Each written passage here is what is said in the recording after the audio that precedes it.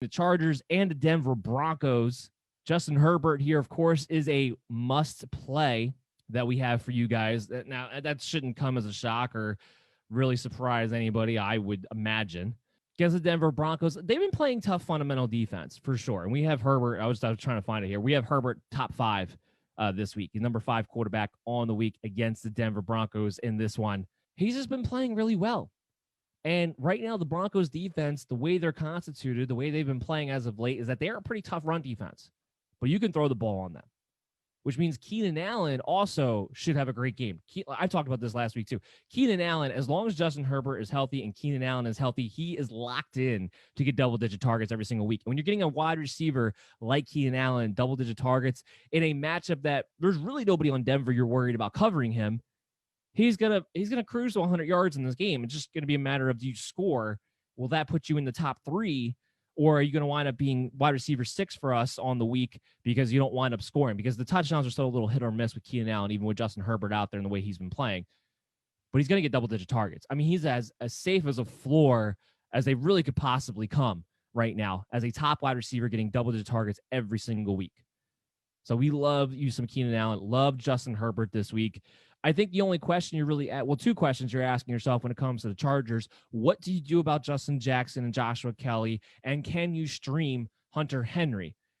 Hunter Henry is really frustrating. Now, I kept my analysis on Hunter Henry, my stance on Hunter Henry to this point has been he's seeing 5 to 7 targets every single week, which didn't change last week.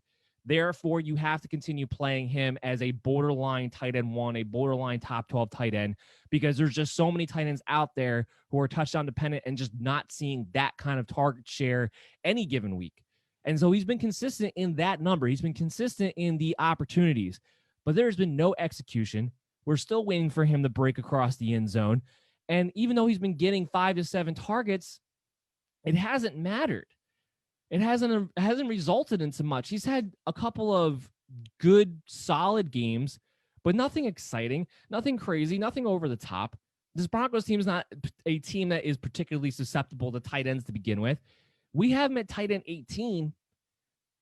Now, that would suggest that we have him in the low-end streaming range and that you can find better options. But here's what I will say when it comes to Hunter Henry. Because he's still been seeing those 5 to 7 opportunities, I don't know if I want to turn around and drop Hunter Henry for a tight end on the waiver wire. I don't know if that's something I want to do. It has been incredibly frustrating. I don't know if it gets better. I have to believe it gets better as long as you continue to see those opportunities, because it's not Mike Williams getting the ball. Mike Williams is not somebody you can play in this game. Mike Williams is not somebody you can play if Keenan Allen is healthy, period, in any matchup. Herbert's not looking for him. Herbert's not looking to be aggressive.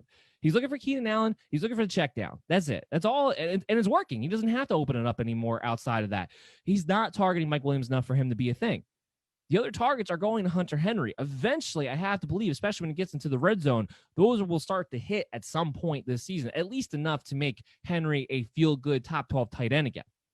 So while he is my tight end 18 on the week, I would not suggest going out and dropping Hunter Henry to pick up a different tight end to play this week. Now, if you have another roster spot that you have a player that you don't mind dropping, or if you're able to put somebody like a Joe Mixon or a James Crowder on your IR and you opened up an extra bench spot, then I would maybe look for a tight end to play over Hunter Henry. But I'm not going to drop Henry for another tight end who's about in the same range anyway. Like, I'm not going to drop Henry for a guy like Mike Gesicki, who is our tight end 14. So technically we're a little bit higher on him this week, but I'm not going to drop Henry for a guy like Mike Gesicki, whose involvement has been very inconsistent to this point. I'm not going to do that. I'm not going to drop a Hunter Henry for a Harrison Bryant who comes in as a top 10 tight end for us this week as a top end streamer. I'm not going to drop a Hunter Henry for a Richard Rodgers, who's a top 6 tight end for us on the week. I'm not going to do any of those things. If I can get those guys and still keep Henry, then I will. I want to stress that point because when people start getting in that streaming tight end territory, you start dropping guys that you really shouldn't drop. So don't hurt your team down the road just to try to get a little bit of an upgrade this week, because eventually these targets should hit for Hunter Henry. The running back situation between Justin Jackson and Joshua Kelly. I still believe Justin Jackson is the more valuable back. I still believe at the end of the day, Justin Jackson is the guy who's going to see the bulk of the work. I believe last week the reason why Joshua Kelly edged him out as far as touches go is just because Jackson was banged up. He didn't really practice until Friday, and he was looking more and more like a game time decision. Well, he's been practicing this week. There hasn't been really any concerns when it comes to Justin Jackson right now. So we expect him to be pretty healthy in this game. Now, I have them ranked pretty close to one another. I have Jackson at 25. I have Joshua Kelly here at 29, making them both higher end RB3s for me on the week. Jackson has a much higher floor, though, because more times not, he'll be the guy who's more involved in the passing game. And he's going to be right there with a Hunter Henry, I believe, as far as who's the second targeted pass catcher, because Herbert is looking for the check down in the backfield coming out. And I think if Jackson was a little bit more healthy, you wouldn't have seen him and Kelly get 5 receptions last week. I think you would have seen Jackson with 7 or 8 receptions. But that's the point right there. The 2 running backs between Jackson and Kelly last week had 10 catches. So the second best pass catcher on this team is the running back. And if Jackson's healthy, that should be him. I wouldn't surprise me if he sees 8 targets in this game, which just gives him a much higher floor. He doesn't need to score like Joshua Kelly does to give you back your fantasy value that you're looking for. And we are going to hit the breaking news one more time because we just got some nice news. Breaking news. We had just talked about this a little while ago. Mark Ingram didn't practice again today. That means he does not practice all week. We do not expect him to play in this matchup. So everything that we talked about with J.K. Dobbins and Gus Edwards will stand heading into Sunday. So Mark Ingram did not practice again today. Will probably be ruled out either later on today or sometime tomorrow to give you guys the update there. Okay, so back to Justin Jackson and Joshua Kelly. I think Jackson has a nice floor against Denver Broncos. This is not a great matchup. So I'm not expecting him or even Kelly for that matter to be very efficient on the ground. That's why I kind of expect the Chargers to throw the ball a lot in this game because that's the best way to move the ball against this Denver defense right now, especially on the road in Denver. But I expect Jackson to be somebody that you can play in the flex. You can play as a low-end RB2 possibly because of that target share that we expect him to have because he's been practicing all this week. We expect him to play more than last week. We expect him to be the guy who gets more touches than Joshua Kelly most of the time, unless he's injured, unless he's a little bit banged up until Austin Eckler comes back. And then when Austin Eckler comes back, and I'll talk about this a little bit here too, because this has been a big question on everybody's mind. When Eckler comes back, which running back is more valuable? That's what everybody wants to know. Like, which one should I hold on to for the rest of season value? So right now, it's Justin Jackson until Austin Eckler comes back. He's the more valuable back. But when Eckler comes back, it's Joshua Kelly again. Because remember, Justin Jackson's skill set is a little too similar to Austin Eckler's. Where Joshua Kelly has the thunder, he has the more physical presence. They're going to want to use him more at the goal line in short yardage situations. Jackson will wind up being kind of the odd man out once Austin Eckler comes back. So if you're looking for somebody to own rest of season, Joshua Kelly, I think, has a little bit more value. But until Eckler comes back, Jackson is the guy that you want to play in your flex, in your fill-ins on the upcoming bye weeks. I'm getting a little bit more news here because we talked about Stefon. I'm not going to hit the breaking sounder on this one. We talked about Stephon Gilmore probably not going to play. He didn't practice.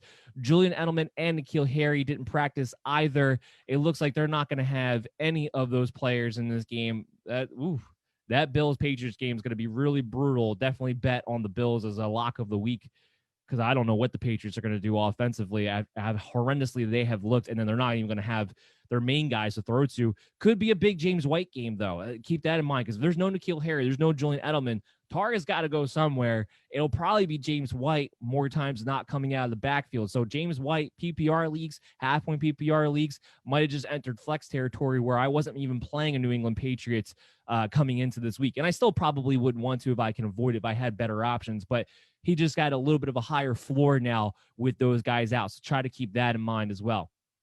So we flip over to the Denver Broncos side of the things. Philip Lindsay is going through the concussion protocol. He was able to practice in a limited capacity yesterday. That's usually a pretty good sign that he is progressing through it, because at first they were talking about they really did not expect Philip Lindsay to actually make it through concussion protocol and play this week. That's how bad they thought it was.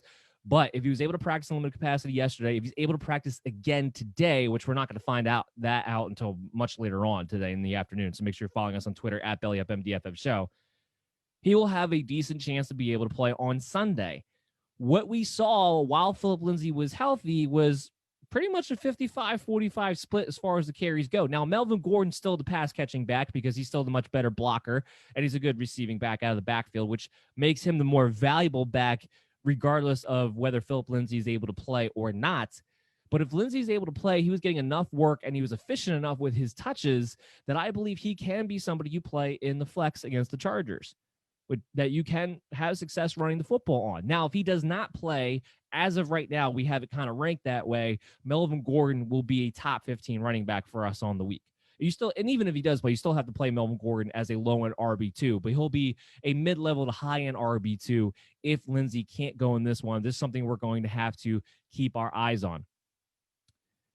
Tim Patrick, the other injury for the Denver Broncos that they're dealing with right now. He's been dealing with a hamstring injury. He was not able to practice Wednesday or yesterday. We're not expecting him to be able to go this Sunday. That means Jerry Judy. That means KJ Hamler. People are going to want to look for value in this one, and I understand that. But against the Chargers, they still have Hayward. They've been able to line up on and take away one wide receiver and shadow. He's probably going to shadow Jerry Judy. And Judy hasn't done anything over the past few weeks since Courtland Sutton's been out to give me this confidence that I can play him anyway.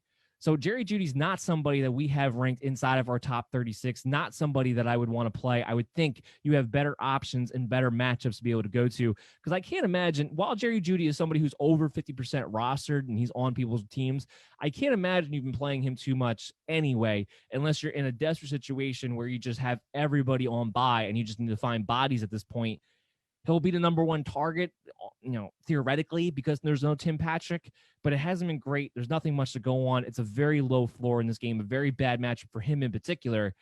I would try to find a better option if you're staring down the barrel of possibly playing a Jerry Judy. KJ Hamler, same thing. I mean, if you want to take your shot on a KJ Hamler in a DFS lineup because he has the big playability and he's looking like he's a little bit more healthy at this point, then I think you can do that because he'll be super cheap, and he does have a big play threat capabilities. He shouldn't be seeing Hayward too much in this game. He should be on the opposite side. Drew Lock may fire one. At least we know he has the arm to do it. But that's the only scenario in which KJ Hamler is going to be fantasy relevant to me in any capacity whatsoever. Otherwise, I don't think there's a Denver Broncos wide receiver you want to play in this game. Noah Fant's going to be the lead receiver. We have him at tight end 11. Albert O has been getting more involved as of late. I think the Broncos are going to be more of a 2 tight end team, probably the rest of the way, put a little more emphasis on the running game, which is why I think Melvin Gordon's value comes up a little bit, even with Philip Lindsay back. And Noah Fant, even though he didn't have a great week last week, he still played his normal set of snaps. He still ran his normal amount of routes. He is the main mismatch, and you can make the argument that he should be the number one pass catcher of the Denver Broncos too. So we're not going to be super concerned about that. Noah Fant's still going to be a top 12 tight end for us. We'll be keeping our eyes on Albert O. If he continues to be heavily involved, then the Broncos, just instead of having wide receivers, might have 2 tight ends that will actually have fantasy relevancy. That's something I'm going to be watching as we go through that game. So moving on now to our next 4:00 game, our next late afternoon game, which would be the Saints and the Chicago Bears. This is setting up to possibly be an ugly game. I mean, this is what Chicago Bears do. They ugly everything up. They muddy everything up when you're looking at it from a fantasy standpoint, because their defense has been solid. Their offense has been horrendous. And as a result, the opposing team, one, has a tough time moving the ball consistently because the defense has been very good. But two, don't have a ton of pressure to try to be super aggressive and attack the defense down the field because the Bears on the other side can't score points anyway. And it doesn't really seem to matter who the defense is. So we might be on our way to seeing another ugly game in this one. Obviously, you have Alvin Kamara. He's our RB1, probably will remain our RB1 every single week with what he can do in the passing game. Latavius Murray is somebody who's a little bit interesting to me if you're getting hit hard on buys this week as a RB3 possible flex play, just because he continues to see double-digit carries, especially if Michael Thomas is going to be out. Now, speaking to Michael Thomas, it was looking more and more like he was going to miss again this week. He was able to practice in a limited capacity yesterday, and that was big because we didn't expect him to practice yesterday. After not practicing Wednesday, it still had not sounded good about his hamstring. But he was able to practice in a limited capacity. If he's able to come back today, he didn't have any setbacks, and he's able to get another limited practice in today, I would lean more towards the idea of Michael Thomas actually being active in this game. Now, it's not a great matchup. The Saints are on the road in this one against the Chicago Bears. So you're going to have to keep that into consideration. But I do think if Michael Thomas plays, you finally have the opportunity to play him, you should go ahead and do so.